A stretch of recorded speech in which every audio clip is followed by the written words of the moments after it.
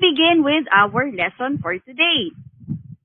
Pinakauna po nating pag-usapan, ano-ano nga ba ang common myths pagdating sa Philippine payroll. At madalas niyo po itong makikita pagdating sa Philippine HR group. Maraming nagtatanong nito, maraming nagsasabi na, ay naku, ayoko ng payroll kasi hindi ako magaling sa math, mahirap, etc. So ano ba yung mga common myths na we have about payroll? Number one, it's hard and it's complicated.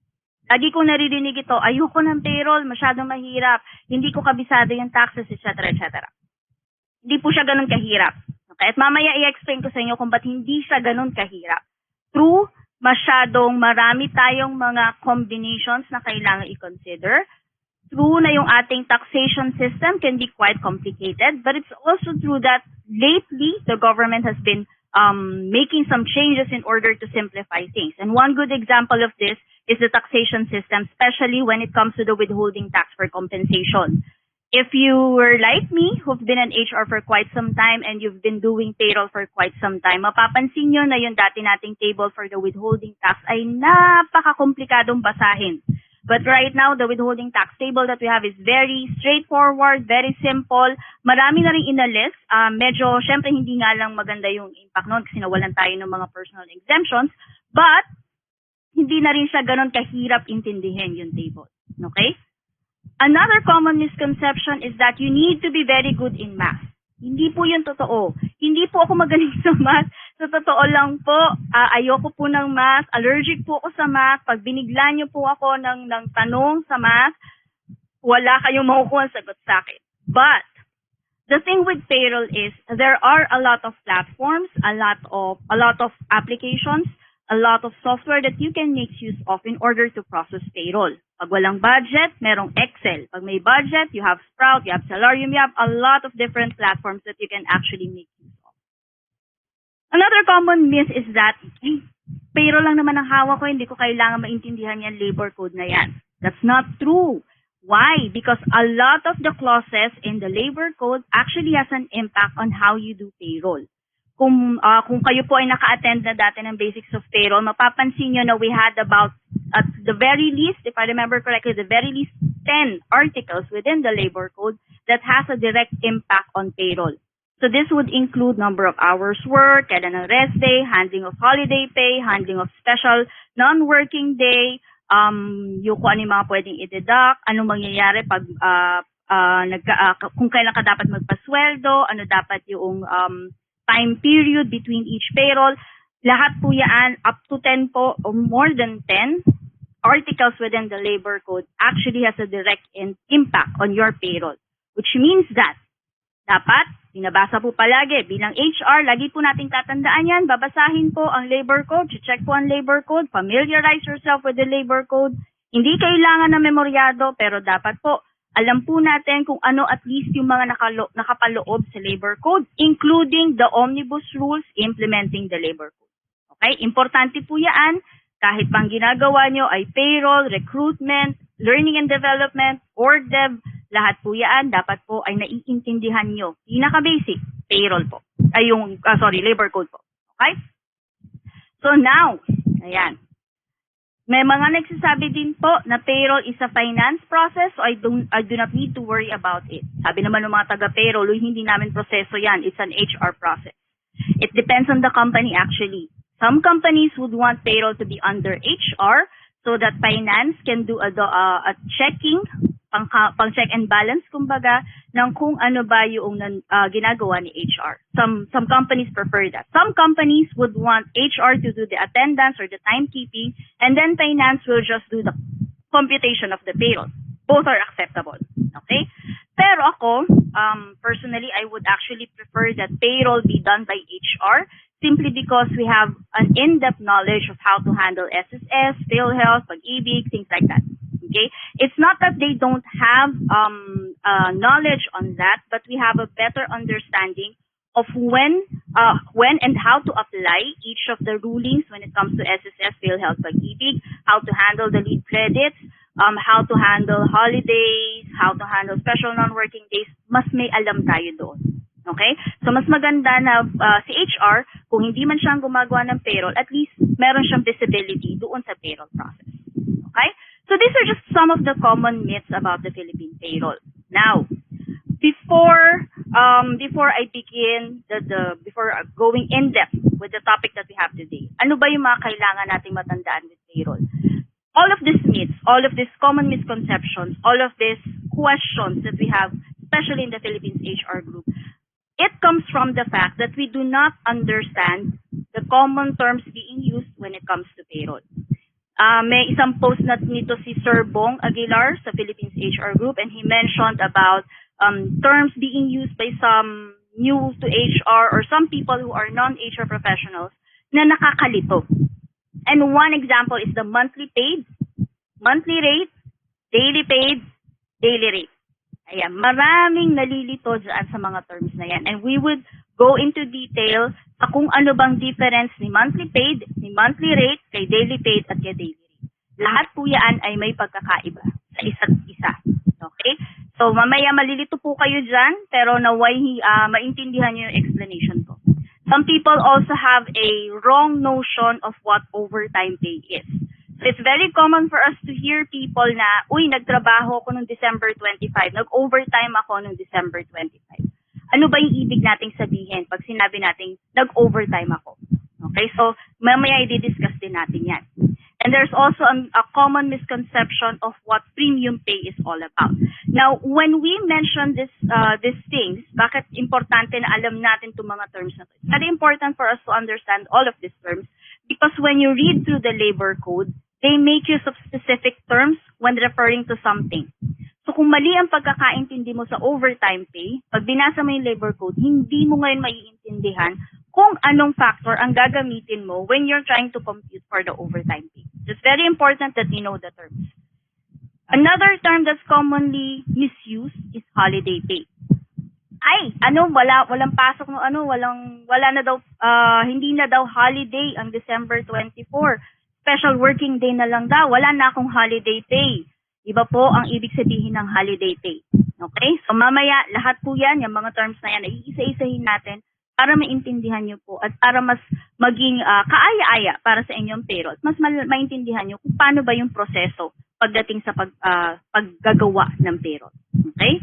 Pero bago po yan, syempre first things first. Nabanggit din ito ni Coach Tina kanina actually. In anything HR-related, documentation is important. It doesn't matter if it's a disciplinary action or payroll, documentation is important. Ano ang nasa kontrata? Ano ang napagkasunduan? Ano ang pinirmahan sa job offer? All of these things, they would have an impact on your payroll. Okay?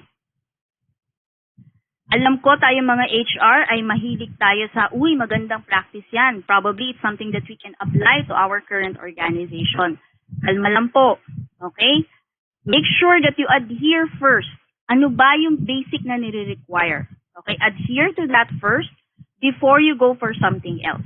Kasi minsan, because we are too excited to have new things within the organization, new benefits, new policies, new way of doing things, masyado nating hinahabol yun without really looking into na-adhere ko ba kung ano yung basic na requirement.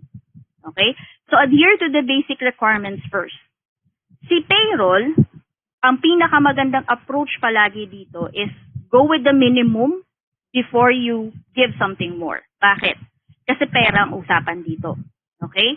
And for most people, even especially for non-HR people, pag tinitignan nilang payroll, and madalas ito sa Philippines HR group, pag tinitignan nilang payroll, lagi nila sinasabi, may pumapasok naman na pera sa company, ba't hindi kami ma-increasean? May pumapasok naman sa pera sa company, bakit 3 days a week pa rin ang pasok namin? Bakit ganun? Because payroll entails what we call as a payroll cost or as a salarial cost. Okay, ito yung mga costs associated with payroll that are not easily identifiable ng mga nasa labas. Ano ibig sabihin nito? For example, when you process your payroll, normal person would see, ito yung sahod ko, ito yung deductions, ito yung tax na babayaran ko. Lahat ito nanggaling sa sweldo ko. But if you would look at it from the side of the employer, you have the sweldo, you have the employer share kay SSS, PhilHealth, Pag-ibig. The employer might not be paying taxes, but you still have to to consider magkano ba ang magkano ba ang cost namin, for example, with other benefits. If I am giving HMO, if I am giving insurance, that's actually cost pa rin per employee, and it can be part pa rin ng salarial cost or yung payroll cost natin.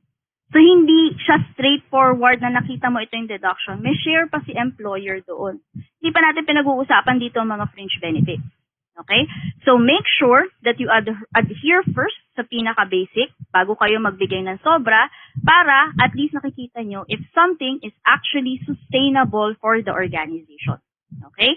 At the end of the day, if it's not sustainable, kahit pa laki-laki niyan, kung hanggang 3 buwan lang kakayanin yan, after 3 months, patay na. Wala na tayo ipapasweldo. So, you need to make sure that, yes, correct, sabi ni Jennifer Hachero, easy benefits, si employer lang ang nagbabayad. True. 10 piso man yan, if you have about 1,000 employees, that's still 10,000 pesos. Kung 10 piso, what if kung kunwari 1,000 empleyado mo, tapos lahat 30 pesos ang kailangan i-shoulder ni employer kay easy. So, that's 30,000 pesos na kagad. Okay?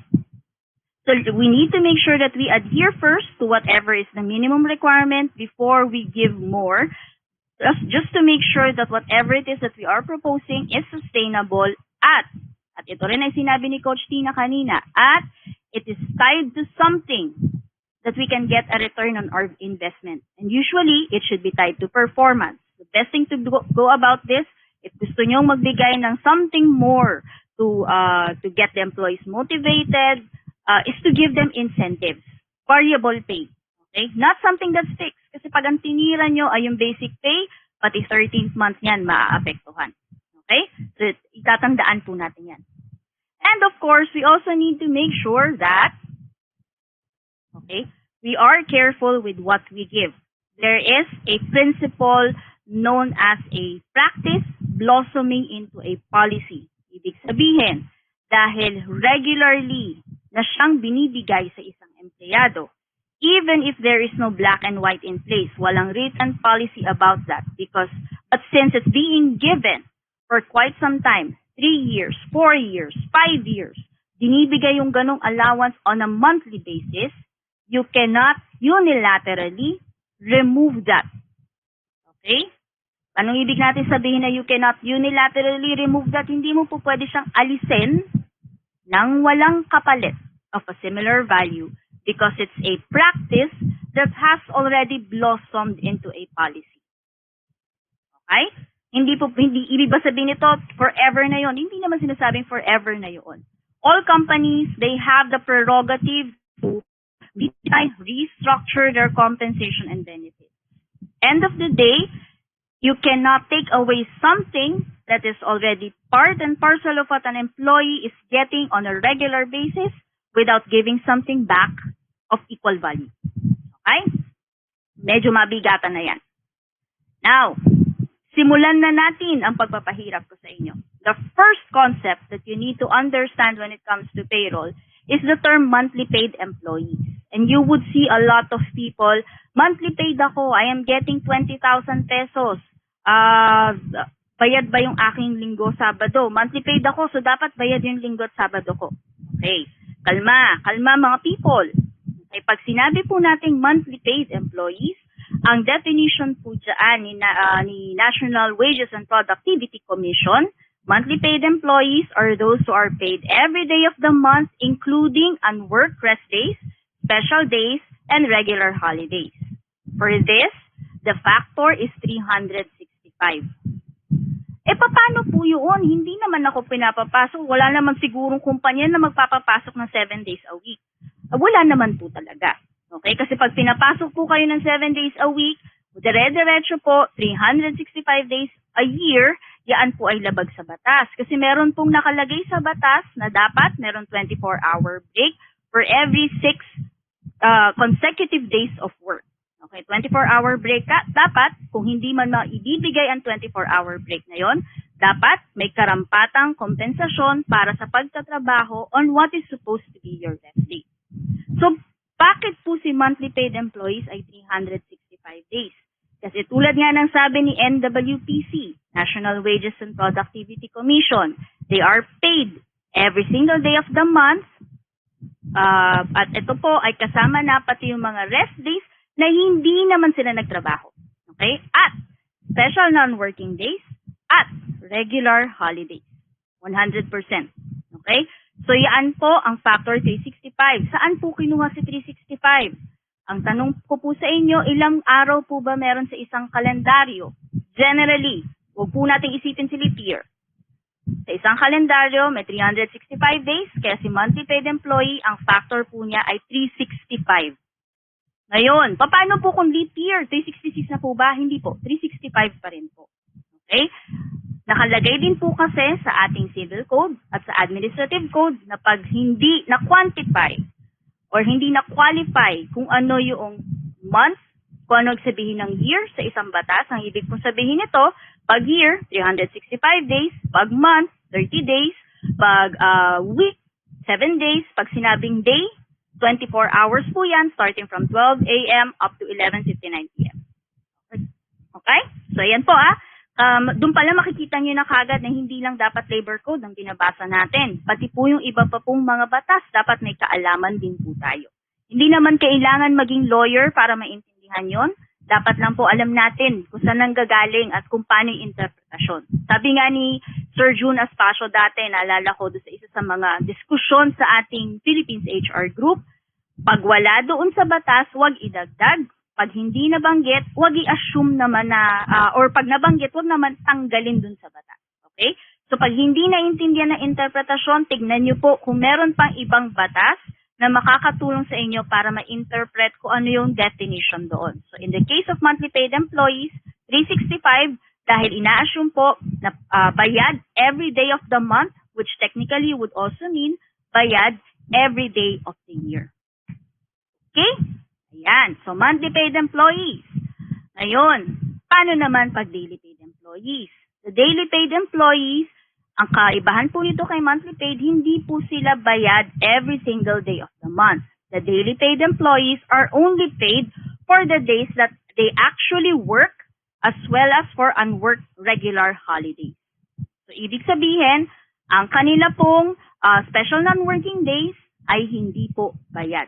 No work, no pay. Kaya nga madalas maririnig nyo pag sa Philippines HR Group may nagtanong, ang usual na tanong is, ikaw ba ay daily paid, monthly paid? Kasi magkaiba ang magiging factor at maaaring maging magkaiba din ang magiging treatment. Okay? So clear tayo ha? Monthly paid po, bayad every single day of the month. Daily paid po, bayad lang for days worked as well as unworked regular holidays. Ay. Ngayon, ano naman ngayon, kung yun ang definition natin kay monthly paid at kay daily paid, ano ang pinagkaiba nito kay monthly rate, daily rate, monthly paid, daily paid? Anong pinagkaiba nitong apat na to? Magkakaiba ba itong apat na to? Magkakaiba po ito. Okay? So isa-isahin natin si monthly rate at si daily rate po. Na-discuss na natin si monthly paid at si daily paid. Nasabi ko na sa inyo kung anong difference. Yung isa, bayad every single day of the month. Yung isa, bayad lang for work days at for unworked regular holidays. Si monthly rate at si daily rate, anything that ends with a rate, this is actually a unit of measurement. Para siyang kilometers per hour. Yan. Okay? Or let's say, miles per second, miles per hour. Yan po. Unit of measurement siya. Okay? Paano siya naging unit of measurement? Ito yung pag-i-express or ito yung kung paano ine-express yung kanyang sweldo. Okay? Ang isang empleyado ay maaari siyang bigyan ng kontrata na ang nakalagay doon ay ang kanyang rate per month or monthly rate. Pero daily paid siya. Okay? Yung monthly rate, tulad nga ng sabi natin, ay unit of measurement or kung papahabain natin siya, this is your rate per month. Kung ito ang rate per month mo, hindi ibig sabihin na monthly paid ka. Ito lang yung rate mo sa isang buwan. Okay? Example, si Ana ay may monthly rate na 20,000 pesos. Ang ibig sabihin nito, per month, ang kanyang kabuuang sweldo ay 20,000 pesos. Pero, kung siya ay hindi bayad tuwing Sunday, yung monthly rate niya na 20,000 pesos Pag hindi bayad ang kanyang Sundays, ang ibig sabihin nun ay daily paid siya. Okay? Daily paid siya, kaya lang ang kanyang sweldo ay expressed in monthly rate or monthly terms. Okay? So, ibig sabihin, pag tinignan mo ang kontrata niya, ang nakalagay doon, Ana, your salary is 20,000 pesos per month, excluding rest days and special non-working days. Okay? Unworked special non-working days. Okay? So, yun yung isa sa kanilang pinagkaiba. Okay? So, yan po monthly rate, daily rate. Unit of measurement lang yan. Conversely, pwede rin naman na si Ana, ang sweldo niya ay nasa 766.77 per day. So, pag tinignan mo ang kontrata niya, Ana, your salary as an HR assistant is 766.77 per day, including rest days, unworked regular holidays, and unworked special non-working days. Ibig sabihin, including sinabi niya including, ibig sabihin, kahit na ang daily rate niya ay 766.77, siya ay monthly paid. Paano siya naging monthly paid? Dahil bayad bawat araw ng kanyang buwan. Okay? Clear po ba tayo doon? Tingnan nga po natin, yung mga nanonood po ngayon, pakisabihan lang po kung kaya pa, kung nagigets pa, para po ma-ensure po natin na meron po tayo talagang nagigets sa ating presentation today. Okay? Kung si monthly rate at si daily rate are units of measurement, si monthly paid po at daily paid ay types of employee. Okay? You can either have a monthly paid employee or a daily paid employee. Hala, meron po kaming fixed rate. Okay. Sa totoo lang po ay wala naman po talagang konsepto ng fixed rate sa labor code. Kung meron man po kayo nakita, pakisabihan po ako dahil na-miss ko ata yun, wala pong konsepto ng fixed rate. Ano yung tinatawag nating fixed rate? Ito po yung monthly paid. Okay? Fixed rate, actually tulad nga ng explanation ni Sir Bong Aguilar do sa kanyang post. I'm not sure if nakikita nyo pa yon. Pero ang definition po ng fixed rate is naka-fix na yung rate mo at lahat ng salaries po ay talagang naka-fix. Hindi po pwedeng, ngayong araw na to, 300 ang bayad ko sa'yo, bukas 650. Hindi po yun ganun. Okay? Naka-fix yan. Depende sa kung anong gustong rate na ibigay sa inyo. It could either be expressed in monthly rate or it can be expressed in daily rate. Okay? So, pag sinabi mong fixed rate ka, usually ang tinatanong ko dyan pag may nag-post sa Philippines HR Group, fixed rate. Bayad ba ang Sabado at Linggo mo? Hindi po. Okay, daily paid ka. Okay? Fixed rate po ako. Bayad ba ang Sabado at Linggo mo or yung rest day mo? Bayad po. Monthly paid ka. Okay? Fixed rate po ako, sabihin po, yung overtime ko kasama na rin doon. Mamaya pag-uusapan natin yan kung bakit hindi natin dapat ipinapaloob na kagad sa kontrata ang overtime rate. Okay? Pero yun po yung pagkakaiba niya. So si monthly paid at si daily paid ay types of employee po ito.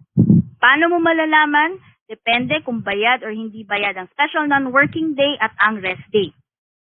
Okay? Mag-iiba po ang factor na ginagamit. Depende kung kayo po ay monthly paid or daily paid. Is it legal to monthly paid or daily? Legal po ito pareho. Okay? Yung monthly paid at daily paid, lahat po ito ay legal na paraan. Nasa management po ang prerogative if they want to do monthly paid, daily paid, at pati yung kung anong factor ang gagamitin nila if they decide to go for daily paid. It's also under management prerogative if they want to shift from monthly paid to daily paid or from daily paid to monthly paid so long as the employee is not at a disadvantage. Importante yan mga ka-HR, hindi pwedeng disadvantageous sa part ni employee. Okay? Ayan. So pag monthly paid po, ang factor na ginagamit, 365. Sa pag tinignan nyo po yung Handbook on Statutory and Monetary Benefits for 2020, mapapansin nyo po may mga factors po na nakalagay doon. The first factor actually is 393.5. Hindi ko na naisama dito kasi baka malito po kayo. Paano nangyari yun? 365 days lang sa isang kalendaryo. Bakit may 393.5? Anong kalendaryo ang gamit nila? Kalma po. Same din na kalendaryo, kaya lang ito yung mga companies na medyo highly competitive So, ang ginagawa nila, yung kanila pong rest day, kahit hindi ka pumasok, 130% na kagad siya. Yung kanilang legal holiday, kahit na hindi ka pumasok, 200% na siya. Yung special non-working day, kahit hindi ka pumasok, 130% na siya, which will result to 393.5. Very rare po itong ginagamit, yung 393.5. And usually ginagamit lang po ito pag yung talagang mga highly competitive industries. So isa pa lang pong industry at isang company pa lang po ang narinig ko na gumagamit nito. It's actually a hospital in one of the provinces at talaga pong highly competitive sa kanila kaya napilitan silang gamitin yun. Okay? So, 365, 313. 313 kailan po ginagamit? Pag isa lang po ang rest day. 287 kailan po ginagamit? Pag 1.5 days ang rest day. Yung mga kalahating araw lang ang pinapasok pag Sabado. Ang 261 po saan ginagamit? Pag 2 araw po ang inyong rest day. Okay. Ma'am, ang ginagamit po kasi sa amin ay 26 days, 21 days, 30 days. Tama po ba yun? Technically, mali po. Okay, dediretsuhin ko na. Technically, mali po yun. Kulang yung nagiging pasweldo or kulang yung nagiging deduction. Okay. Bakit? Kung papansinin nyo po, si 365 po, pag dinivide nyo by 12 ay hindi po saktong 30. Dahil hindi naman po talagang saktong 30 days ang bawat buwan. Okay? Mapapansin nyo po na ito po, if my math is correct, it's around 30.42. Okay? 313 divided by 12 is also not exactly 26. 261 divided by 12 is also not exactly 21. It's 21.75. Okay? Yung maliit na difference na yon, pag pinagsama-sama po natin yan, ay maaari po yung maging malaki. So, ang nire-recommend po palagi ni National Wages and Productivity Commission at ni Bureau of Working Conditions, use the correct factor, which is 313, 287, 261. Yes, Jennifer, that's correct. 26.08333 pag 313 po ang ginamit nyo. So makikita nyo may difference na kagad. And 0.083, pag yan po ay minultiply po natin yan sa 12 months, that's actually about 1 na po. Okay, 1 day na po yung epekto niya. Okay, so we need to make sure na tama po ang factor na ginagamit. Okay, what about 312? Okay, let me give you a very, at ito po palagi kong sinasabi ito dun sa mga uma-attend po ng Basics of Payroll. Yung mga uma-attend ng Basics of Payroll, taas lang po ang kamay. Pag hindi niyo po ito naalala, may kurot po kayo sa akin. Madali lang pong tandaan kung anong factor ang gagamitin para hindi po kayo nalilito. Tanungin niyo lang po ang sarili niyo, ilang days meron sa isang kalendaryo? 365. Ilang weeks meron sa isang kalendaryo? 52 weeks. Okay, on the average po ito so 52 weeks. May mga years na tayo ay pwedeng maging 53, may mga months na po pwedeng maging 51, pero generally 52 weeks po tayo. Okay, 52 weeks. Kung may 52 na linggo, 52 weeks, ibig sabihin meron akong 52 na Sunday, 52 na Saturday, 52 na Monday, 52 na Tuesday, etc. etc. Which means, if yung 52 na Sundays ko ay hindi ko pinapasukan at hindi ko binabayaran, 365 minus 52 is 313, which is the factor if you have a 1 rest day per week. Paano kung pati Saturday hindi ko pinapasukan? So that's 52 Saturdays and 52 Sundays, or a total of 104. Magaling ako sa math, so I think 104. Okay? So 365 minus 104, that will give you 261. And that's the factor if you have 2 rest days per week. Gets? Huwag niyo po masyadong pahirapan ang sarili niyo na saan kinuha si 313, saan kinuha si 261, 262. Ano po bang gagamitin ko? 365 po ang basis natin. 365 minus 52 Sundays, that's 313. That's your factor if you have 1 rest day per week. 365 minus 52 Sundays minus 52 Saturdays, that's 261. That's your factor if you have a 2-day rest day per week. 365 minus 52 minus 26, that's 287. That's your factor if you have half day na pasok pag Saturday. So 5.5 days ang pasok. Tapos ang problema. Okay? Yun lang po yung tatandaan nyo. 365 minus 52, minus 52, minus 26. Kung ilang rest days man yung hindi nyo binabayaran. And then you have your factor. Okay? Kasi pag binasa niyo yung handbook on statutory and monetary benefits, malilito kayo kasi may iba silang breakdown. Okay? Kasi binreakdown nila yon ng average ng working days plus yung ating regular holidays plus yung ating mga special non-working days. Okay? So yung kaya din nilito yung iba. But generally, the shortcut is 365 minus the rest days and you have your factor that you can use in order to determine kung ano ba yung magiging sweldo nila. Paano kung 314 ang ginagamit nyo? Paano kung 261? You might need to correct that because if DOLE does an audit, ang nagiging basis po nila ay kung anong factor ang nakalagay doon sa kanilang statutory, handbook on statutory monetary benefits, which is 313, 287, yun nandito sa tabi ko ngayon. Paano ko ba yan? Baliktad. Yan. Yun nasa tabi ko ngayon. Yan po yung tinitignan nila na factors. So make sure you make use of those factors. Okay? No, it's 365 days, less 52 Sundays. Do not less the holidays and do not less the special holidays. Muna. Okay? Huwag niyo pong alisin yan muna kasi malilito po kayo, mag-iiba po yung makukuha niyong resulta. Okay? So 365 days, less the Sundays muna. And that's your factor. You just need to get the factor. So do not do the 365 less 52 Sundays, less legal holidays, less special holidays. If you use that, lalaki po yung magiging basic nung daily rate ng inyong mga empleyado. If you're converting from monthly rate to daily rate, lalaki po. Okay? Or, masyado lalaki yung kanilang monthly rate. Pag tinignan po yan, pag inaudit po kayo, let's say you were scheduled for a routine inspection, they are not using DOLE. The DOLE inspector is not using any other factor aside from what is included in their handbook on statutory and monetary benefits. So it's either 261, 313, 287. 287 hindi nakalagay yan doon, pero basically, they would also check that if you say that it's half day Saturday. And 393.5. Those are the only factors for your daily rate. Okay? Any other factor aside from that, hindi po nila yan i-honor pag nag-compute po sila kasi itatanong sa inyo ilan ang rest days na hindi bayad. Yun lang itatanong sa inyo. Okay? Magkakaroon po kayo ng problema. Okay?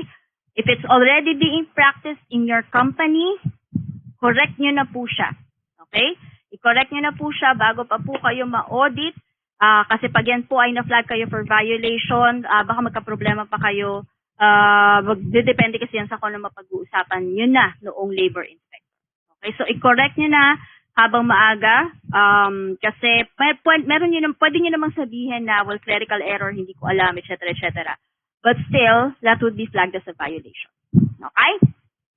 So, yan po. So, I hope clear na po tayo pagdating dun sa ating factors na ginagamit. So, ayusin nyo po yung factors na ginagamit nyo para hindi kayo nag-overpay at hindi rin kayo nag-underpay kay employee. Okay? Ayan. Now, what about overtime pay? So, okay na tayo. Alam na natin paano kunin si daily rate, monthly rate, etc., etc. Ano naman po yung ating mga overtime? Okay, overtime. Pagdating po kay overtime, ang term po na overtime ay ginagamit lang po for any work done beyond 8 hours. Okay? Beyond 8 hours. Ayan, nakalagay po sa contract is gross monthly salary. Masayahing avocado, that's actually correct. So, tama naman yung ginawa nila. Yan yung sinasabi ko kanina. Iba yung monthly rate. When they give you your contract, they would usually indicate there, your monthly rate is 30,000 pesos, for example. Okay? Your monthly rate is 30,000 pesos. That doesn't mean, hindi ibig sabihin nun kayo ay monthly paid. Hindi po. Monthly rate lang yon. Unit of measurement lang yon. It will not determine whether you are monthly paid or daily paid.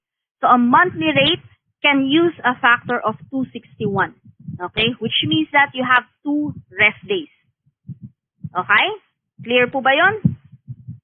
Okay? Ngayon, kung kunwari kayo po ay monthly paid, daily paid, mamaya sasagutin ka ng alin, pero technically it doesn't matter if you're monthly paid or daily paid. If you work on your rest day, as long as you're not using the 3.93.5 factor, you get paid an additional 30%. Okay? Now, Paano pag si overtime? Overtime is any work beyond the 8 hours. So yung maririnig nyo magsasabi, overtime ako sa December 25. Ingat po kayo kasi pag sinabing overtime, it's beyond 8 hours. Hindi po ito within 8 hours. Okay? Overtime is defined as any work done beyond 8 hours. And it should be authorized. So kung ang work po is beyond 8 hours but not authorized, hindi po yan mababayaran. How do you make sure that it's authorized? Dapat po, best practice for HR, you should have an OT authorization form or an OT approval form para documented. Sabi natin, di ba kanina, everything should be documented, so you should have an OT approval form or an OT authorization form. Dapat napirmahan ni immediate superior bago na ibigay kay HR. HR, hindi po tayo ang nag-a-approve ng OT, ha? Ibigay po natin yan sa line managers, that's a line function, hindi po tayo ang dyan. KPI po nila yan, dapat nakokontrol nila yung overtime. Okay. So kung si overtime, sabi natin si overtime is work done for beyond 8 hours, ano naman ang tawag do sa additional compensation for work done within the first 8 hours? Kung hindi siya overtime, what's the term for that? The term for that is premium pay. This is the additional pay that you get for working on a non-work day. Reminder po, there is actually only one type of holiday in the labor code. Isa lang po. These are the regular holidays. Okay? Yun pong tinatawag nating special non-working holiday, it's actually not a holiday. It's a special non-working day. Yun po yung tamang tawag doon. Special non-working day. Nakagawian na lang natin na tawagin siyang special holiday, pero technically, the correct term for that is special non-working day. Okay? Pero ano po yung special working day? May additional compensation po ba ako doon? Okay. Premium pay only applies to work done on a non-work day. Nagkakaroon lang po kayo ng additional compensation or premium pay if it's work done on a non-work day. If it's a working day, special man yan or hindi, wala pong additional compensation. Okay, if it's a working day, wala po yung additional compensation, special working day, regular working day, 100% lang po yan. Now, if it's a non-working day, it's a special non-working day, it's a regular holiday, it's a rest day, and it's within first 8 hours nagtrabaho kayo, you get a premium pay. Okay? I hope that's clear. Pag may nagtanong pa po sa Philippines HR group kung ang regular or a special working day ay may additional premium, manlilibre na po kayo ng lunch sa lahat po ng admin at moderator ng Philippines HR group. Ayan. Okay. Tandaan po natin, additional compensation for work done within the first 8 hours on a non-work day, that's your premium pay. Based on Article 93, yung renumbered version po. Okay? Yan po yung tinatawag nating premium pay. Ngayon, generally, si premium pay po ay additional 30%. It doesn't matter if you're monthly paid, daily paid. If you work on a non-work day, you get an additional premium of 30%. Okay? Ano lang pinagkaiba? Pag monthly paid ka, additional 30 lang kasi included na dun sa sweldo mo yung 100%. Pag daily paid ka, 130% kasi hindi bayad ang iyong rest day. Okay? And later, we'll discuss kung paano treatment yan. Kasi may iba pa yung mga rulings, underlying rulings kung paano nyo siya i-handle or underlying practices kung paano nyo siya i-handle. But generally, it's 30%. Okay? Ano po yung sinasabi nilang 150%? Iba pa po yun. Okay? Para hindi malito sa payroll, may shortcut po tayo dyan. Akala nyo sobrang dami. Pag tinignan nyo yung handbook on statutory and monetary benefits, there are about, I think, 20 combinations. Depende sa kung anong araw. But, para hindi po kayo malito, just remember 5 numbers. 5 numbers lang po ang tatandaan nyo. 200%, 130%, 150%, 125%, and another 130%. Ano pong ibig sabihin itong mga numbers na ito? The first 3 refers to the additional compensation if you work on a non-work day. 200% is the rate if you work on a regular holiday. 130% is the rate if you work on a rest day or a special holiday. Special non-working day. 150% is the rate that you use if you work on a rest day and a special non-working day. Gets yung difference? 200% regular holiday, 130% rest day or special non-working day, 150% rest day and special non-working day.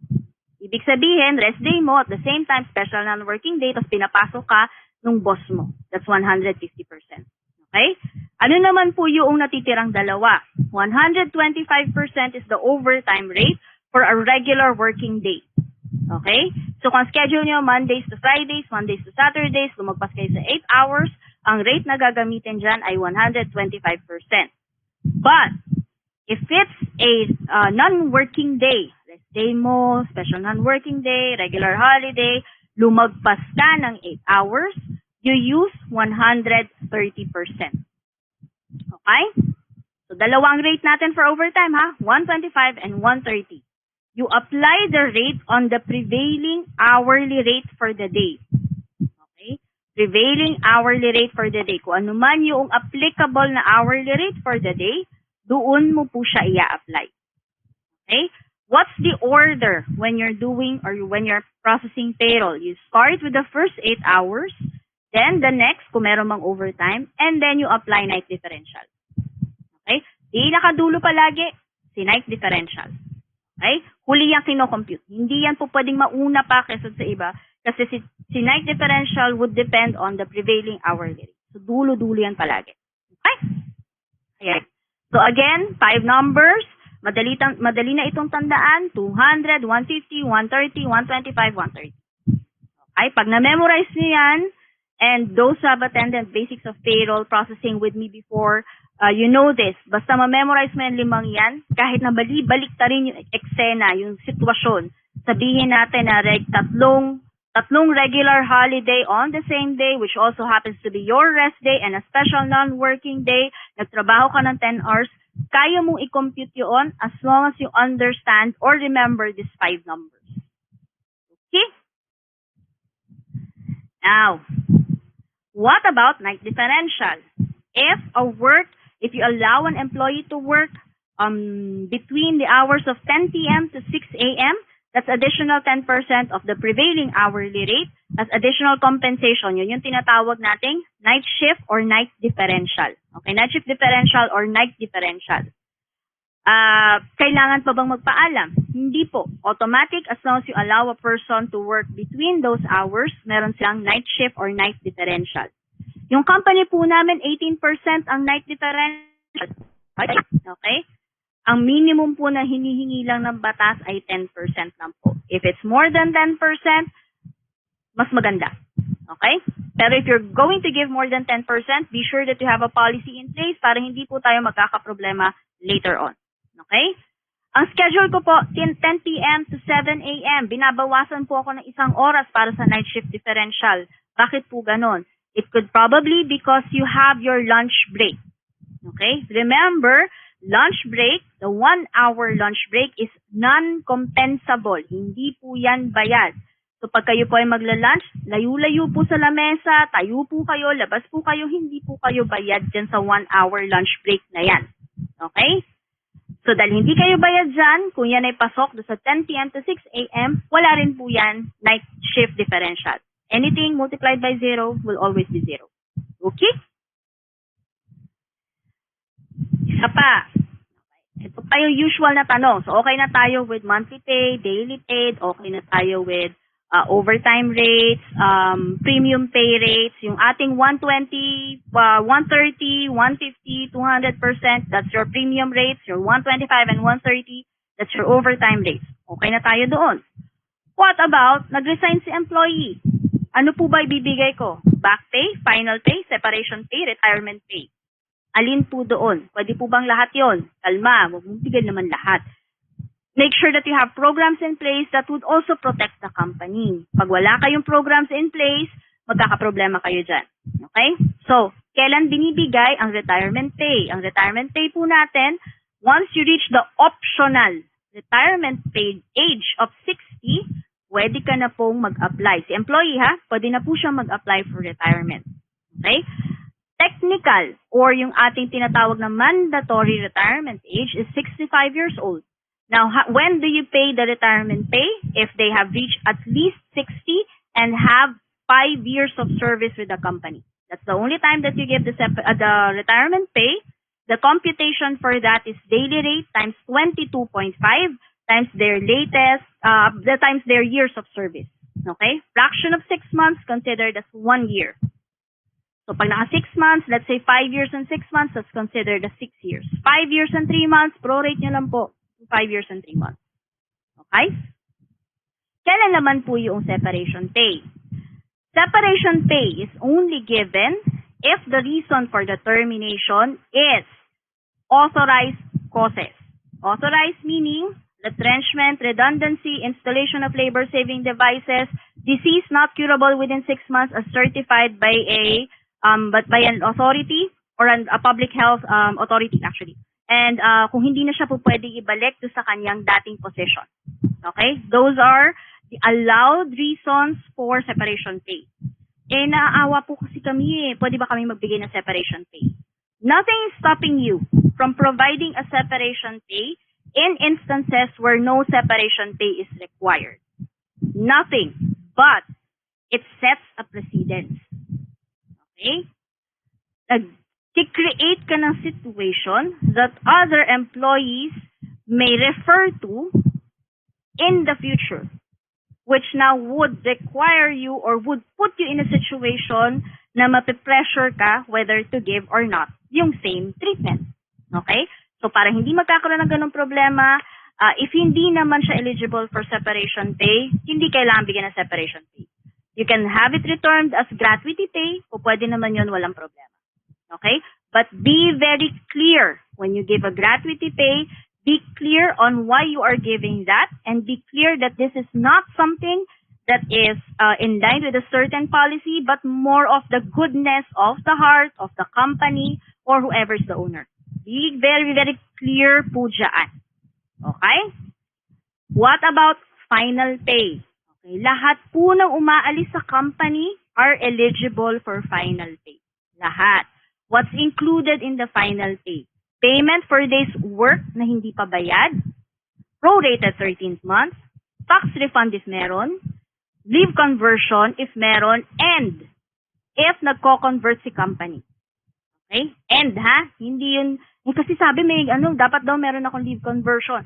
Depende po yun sa company kasi kung ang company ay nagpo-provide ng more than 5 SILs, management prerogative po yan, it will depend on the policy of the company. Kung hindi nagko-convert si company, nagbibigay lang sila ng 15 DL, 15 SL, you cannot compel the company to convert the 15 DL or the 15 SL or whatever. Okay? So yun po si final pay. Lahat ng umaalis, kaya terminated, resigned, most likely meron po ang final pay. Okay? What about back pay? Si final pay ay hindi si back pay. Sino si back pay? Pag kayo po ay nagkaso sa inyong employer, illegal dismissal, constructive dismissal, o kung ano pa man. Okay? Doon po nagkakaroon ng back pay kasi i-compute po yan ni NLRC o kung saan man umabot ang inyong kaso. I-compute po nila yan para malaman kung magkano ba yung dapat ibigay sa'yo for wrongful termination. Okay? So, pag kayo po ay nag-resign, wala po kayong back pay. Final pay po. Kung kayo po ay na-terminate due to authorized cause, meron po kayong separation pay and final pay, wala po kayong back pay. Kung kayo po ay na-terminate due to just cause, meron po kayong final pay, wala po kayong separation pay, wala po kayong back pay, unless mag-file kayo ng kaso at mapatunayan that there is wrongful termination. Okay? Pag nag-retire po kayo po ay merong retirement pay plus the final pay, wala po kayong separation pay. Okay? So, yan po ha. Clear po tayo dyan. Huwag po tayong malilito. HR, pag may naririnig po kayo or may nakikita kayo sa group na nagsasabi, meron ba akong back pay, meron ba akong ganito, pakicorrect na lang po, are you referring to the separation pay or are you referring to the final pay? Kasi ang back pay po ay para sa wrongful termination lamang. Okay? Ano ba yung mga common questions pa na nakikita natin pagdating kay payroll? Paano ko iti-treat yun? Kasi ang nakalagay sa kontrata namin is per day ang aming rate. Okay, naka-daily rate kami. 527 pesos. Okay, or 537 pesos. Sorry, 537 pesos per day kami. Paano ko gagawin yan pag may absent? Okay, here's a trick, and you will not see this in the labor code. You will not see this anywhere else. Okay? But here's a trick on how to handle payroll para hindi kayo nababalikan ni empleyado at tatanungin kayo na etong 10 days ang pinasok ko, but ito lang ang sinweldo ko. Para hindi kayo nababalikan. Tignan nyo yung kontrata. How did you express the salary? Is it daily rate or monthly rate? Because that's where most of the problem will come from. If you express it in daily rate, then it should be daily rate times number of days present. Because that's basically what your employees will do. Multiply their daily rate by the number of days they are present. If the contract states monthly rate, huwag yung gagawin yun. Kasi mag-iiba yung computation. Okay? If it's monthly rate, get the half minus absences. Okay? Minus absences. Huwag niyong gagawin na naka-monthly rate, bigla niyo i-convert to daily rate, tapos saka niyo i-compute. Kasi si empleyado, ang titignan niya ngayon is half ng sweldo ko minus my absences, magkakaroon po ng difference yun. Okay? So, always look at ano po ang nakalagay sa kontrata, and then based on there, that's how your payroll should go. Kung hindi niyo naman po nilagay yung inyong daily rate, it should be half minus your absences. Okay? At isa pang tip, make sure that you always, regularly, hindi kailangan monthly, regularly, it could be quarterly, it could be semi-annually, do a payroll orientation for your employees. Your employees are not aware of all of this. You cannot assume that they know what is meant by monthly pay, monthly rate, daily rate. Be proactive, do this. Do an orientation, guide them on how to do the computation. Bakit? That will lessen people coming to you pag meron silang hindi naintindihan sa payslip nila. Kasi sila mismo, pwede na silang mag-compute, makukuha na kagad nila kung saan may problema. And if ever there are discrepancies, makakapunta sila sa inyo at masasabi kagad nila, eto yung discrepancy. 6 hours ang overtime ko, 5 hours lang ang pumasok. Eto dapat yung computation, eto yung nakita ko. Okay? So, bawas na kagad ang problema nyo. Empowered employees will help you minimize sa inyong mga headaches. What if si employee po ay monthly pay? Do we still deduct for absences? Oh, yes, of course. Just because they are monthly pay doesn't mean that they have the carte blanche to be absent and still get paid. Hindi po ganun ang ibig sabihin ng monthly pay. If they are absent on a regular working day, pwede pa rin po kayo mag-deduct ng absences. Hindi po yan ang saya-saya nila na wala na silang absences. Okay, hindi na sila dededakan. Pwede pa rin po kayong mag-deduct. Okay? So, yan po. Pero, again, check the contract. Okay, kasi in some companies, managers and up, whether they are absent or not, they get their full salary. Okay? Now, if the employee work on a special non-working day, or let's say regular holiday, for 4 hours, should I pay him or her for the whole day? Hindi po. When you process payroll, especially when you are processing or when you're computing for premium pay, holiday premium, overtime, you have to break down the daily rate into the hourly rate para ma-compute nyo kung magkano ba yung dapat nyo ibayad. You are not legally required to pay for the whole day if the number of hours rendered for a special non-working day is only 4 hours. Yung 4 hours lang po ang babayaran nyo. Even if it's a regular holiday, ang 200% lang ay yung 4 hours, the remaining 4 hours would be at 100%. Okay? So, tatandaan po natin yan. What else? Nag-early out po si company. Babayaran po ba nila ako whole day? Okay. Pag nag-early out po, pag sinabi ni company, uy guys, ang lakas ng bagyo, uwi na po tayo bago pa kayo abutan ng pagbabaha. Depende po yan sa company. So HR, please take the lead on this one. If the company will declare half day, be sure that you include how you're going to treat the half day. Kasi minsan tayo sa HR, uy, sabi ni boss half day daw guys, pwede na umuwi. Okay, uuwi ka agad dyan mga yan. You forgot to give the details on how you're going to handle the rest of the day. Are you going to pay that? Are you going to charge it against the leave credits? Or is it going to be under no work, no pay? Generally, yung mga ganyang pagkakataon, the principle of no work, no pay comes into play. Ang daya naman po nun. Bakit? Ano ba yung no work, no pay na yan? Kasi po, the labor code also has to give the employer or the organization the right to exercise their business. Hindi mo po pwedeng i-compel si company na, oy, bayaran mo to. Kasi hindi rin naman kasalanan ni company na bumagyo. Okay? Hindi naman niya ginustong bumagyo. So, why penalize the employer? Why penalize the organization? So, in instances like that, the principle of no work, no pay comes into play. Now, as HR, it's our duty to check with the management.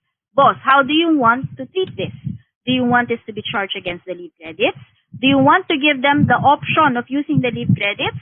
Do you want to get this paid? Or do you want to apply the no work, no pay?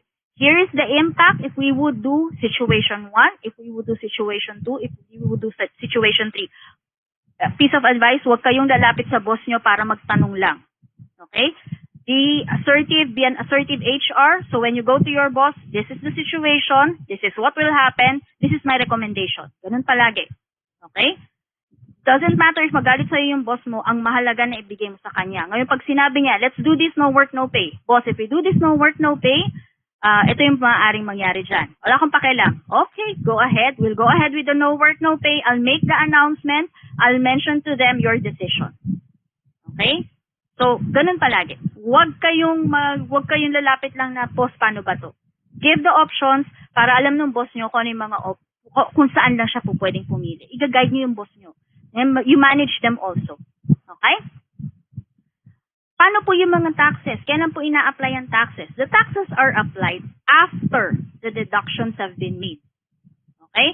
So if for example, nabilang mo na, you have the daily rate times the number of days present. Okay, sweldo niya for this cutoff is, let's say, around 7,000. You deduct the SSS, the PhilHealth Pag-ibig, and then apply the taxes. Do not apply the taxes and then minus PhilHealth SSS Pag-ibig. Because SSS, PhilHealth Pag-ibig are non-taxable. Okay? So deduct them first, then apply the taxes, then add any other non-taxable benefits. Okay? So let's say you have de minimis. That's afterwards. Okay? Once you have deducted the taxes, de minimis naman. Okay? Ayoko pong magbayad ng SSS PhilHealth Pag-ibig kasi ang liit na lang ng sinusweldo ko eh. Sobrang liit na lang, halos wala nang natitira. Tapos magdededuct pa si SSS, si PhilHealth, at si Pag-ibig. Pwede ba akong mag-issue ng waiver? No. There is a reason why it's called mandatory. Required. Okay? HR, pag sinabi ng boss nyo, ayoko muna magbayad niyan kasi bago pa lang naman tayo. Wala pong nag-e-exempt sa inyo. Kaya bago, luma, o kung ano pa man, isang empleyado, dalawang empleyado, required po kayo. Pag nag-register kayo sa SEC, automatic po yan, nag-generate na kagad yan ng SSS number, PhilHealth number, Pag-ibig, and TIN. Makikita nyo po yan, I think it's on the second page of SEC, nakalagay na po dyan yung mga numbers nyo. Okay? So, required po yan. Huwag po kayong, pag sinabihan ni boss na hindi muna tayo magdideduct, huwag po kayong papayag. Kasi at the end of the day, the organization will suffer if you do not deduct and do not remit. Okay? At si SSS, si PhilHealth, si Pag-ibig ay iba-iba po ang kanilang pag-handle ng non-deduction and or non-remittance. In most cases, it will involve jail time. And the person who would be held responsible at maaaring makulong are the members of the top management and the person handling the payroll. So HR, if kayo po yan, or if you are the one handling SSS, PhilHealth, Pag-ibig, you may also be held accountable for that. So wag po kayong papayag na, ayoko muna, hindi po required po ito, boss. Kailangan po nating i-deduct ito and at the same time, i-remit do sa mga government agencies. Baka po magsara ang PhilHealth. Okay. This has been, especially during the early part of this year, ang dami nagrereklamo, ayoko na magbayad sa PhilHealth, etc., etc. Okay. PhilHealth is mandatory. yung kanilang 15 billion na problema, it doesn't change the fact it's still mandatory. You need to have it deducted and you need to pay that. Eh kaso nasasayang lang yung binabayad ko. Guys, wag po tayong passive-aggressive. Pinagbabayad po tayo, instead of being passive-aggressive at sabihin, ayoko na, panay kayo dyan, anomalies. Instead of doing that, then let's just say, hoy, PhilHealth, nagbabayad ako, do what your mandate is. You are mandated to provide universal health care, so provide universal health care. Use your PhilHealth. Encourage people to use their PhilHealth properly. Okay? Properly. Huwag naman po yung may mga underage po. Properly. Always hold government agencies accountable by making sure that they do their stuff properly. Okay? So, yan. So, makikita nyo rin po sa Facebook, minsan may makikita kayo na, uy, for 150 pesos, I'll process your PhilHealth. For 150 pesos, I'll process your TIN, I'll process your SSS. Guys, that's bawal. Okay? You can get all of those for free. If it's SSS number can now be generated online. If it's TIN, it can be generated online if you don't have any TIN. If you have TIN, go to the nearest VIR, to your home, have yourself, check with them, ano yung TIN number mo, etc. You can get it there. Hindi pwede si employer because of data privacy, kailangan kayo na po ang pumunta. PhilHealth number can actually be generated kinda online. Go talk to your account officer. Your account officer can help you na hindi na kayo pipila pa, lalo na kung marami kayong i-enroll.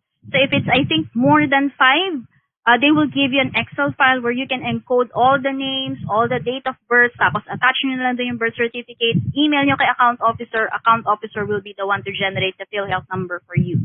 Dahil down pa po ngayon yung module ni PhilHealth for online PhilHealth number generation. Pag-ibig can also be generated online if I remember correctly. Pwede po kayong mag-generate doon. If there are discrepancies in the number, punta lang kay Pag-ibig. Kung masyadong mahaba ang pila, tip po para sa mga taga Makati, kung masyadong mahaba ang pila doon sa may Buendia branch, yun pong branch na malapit sa may along Ayala Avenue, yung dating may Goldilocks sa baba. Konti lang po yung tao doon. I was able to get my records in a matter of 10, 15 seconds. Sobrang bilis. Walang tao. So kung kayo po ay naghahanap ng branch na walang tao, punta po kayo doon. Okay? Gusto ko pong i-increase. I want to increase my employees' take-home pay without affecting the taxes. How do I go about it?